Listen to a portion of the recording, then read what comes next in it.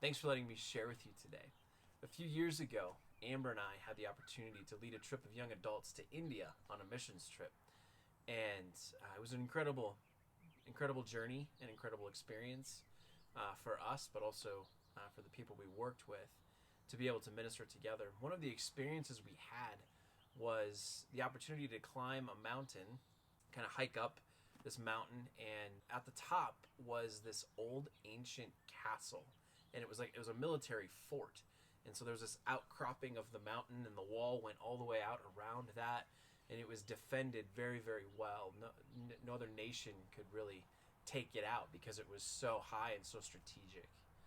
But when you walked out onto the edge of this outcropping, you were literally at the edge of the mountain range, and it was almost just a cliff down to plains. And if you looked to the north, then you saw just the edge of the range, and if you look to the south, the edge of the range. There was no other mountains or even foothills.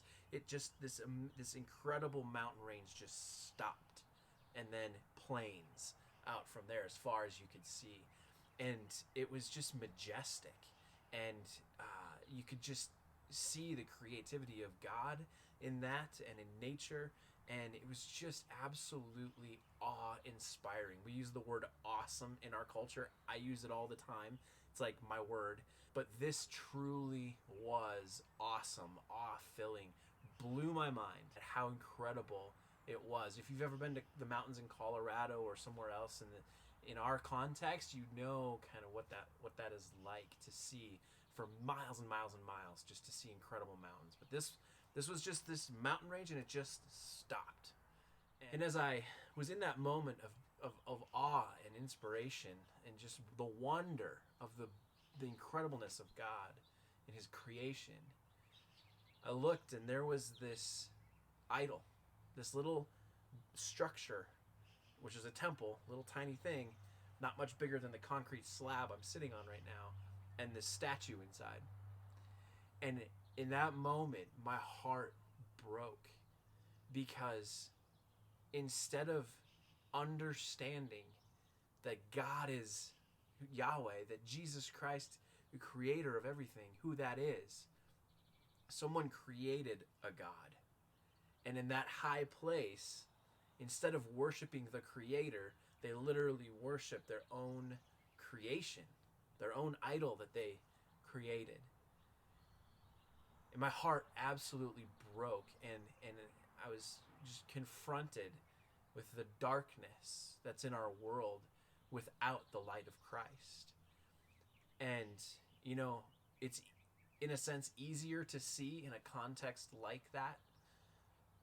But I was also reminded that there's darkness in our hearts, right? There's sin in our hearts. And even though we might not see idols and things like that to gods we create, we still create gods, and we still, out of our sin and out of our darkness, create idols and prop them up in our lives. And it's kind of a scary thing sometimes.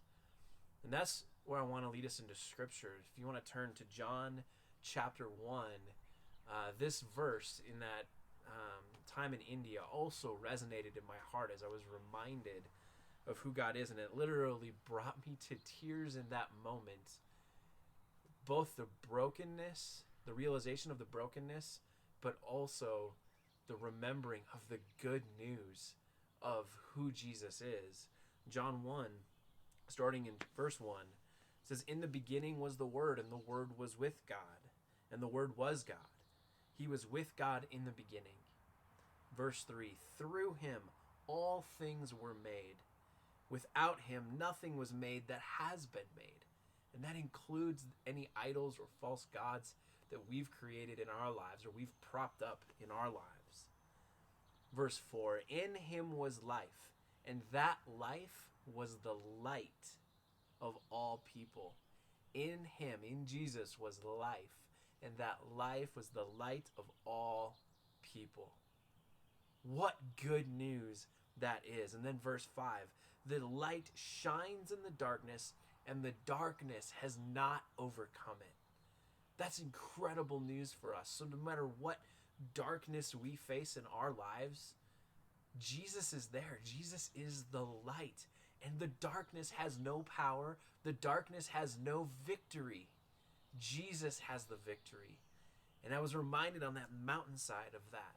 That Jesus, in the midst of this oppressive darkness where there seems to be no hope, there seems to be no light, remembered that I'm standing there as a follower of Jesus, and these other young adults are standing there. We're representing Jesus. We're bringing the light of Christ to that area, to all that we interacted with. We couldn't tear down their idols because that would have been disrespectful and not a way to do it, but we were bringing the light of Christ into darkness. Jesus offers us light when we accept him as our Savior, but then he also invites us to be the light to those around us. And that's what I want to encourage us with today.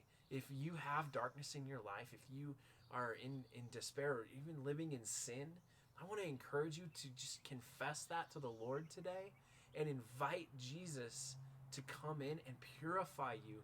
Allow his light to give you his life, because that's what he does.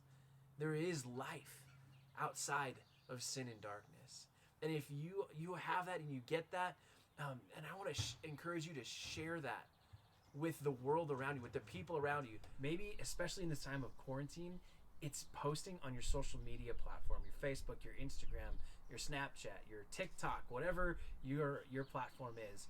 Posting a Devo, maybe like this one, where you're sharing the good news with those in your sphere of influence on social media. Or maybe it's contacting family or coworkers and just sharing some encouragement, just being encouraging to them, and sharing a verse that's encouraging to you that might be encouraging to them. We have the light of Christ. Let's share that with the world around us.